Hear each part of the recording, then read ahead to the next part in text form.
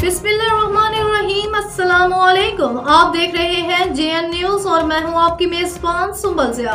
Bulletin का बाकायदा आगाज करते हैं और शामिल करते हैं अब तक की अहम तरीन खबर। बहावलपुर से मजीद आबिद की रिपोर्ट के मुताबिक कमिश्नर बहावलपुर डिवीजन मुसरत जबीन का चोलिस्तान डेवलपमेंट अथॉरिटी के दफ्तर का अचानक दौरा।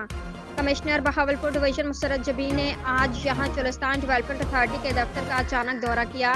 Managing director Cholistan development authority Syed Tariq Mahmood Bukhari ने कमिश्नर बहावलपुर डिवीजन मुसरत जबीन को तफसीली ब्रीफिंग दी। कमिश्नर बहावलपुर डिवीजन मुसरत जबीन ने कहा कि चोलिस्तान के अवाम के मसाइल फौरी तौर पर हल किए जाएँ।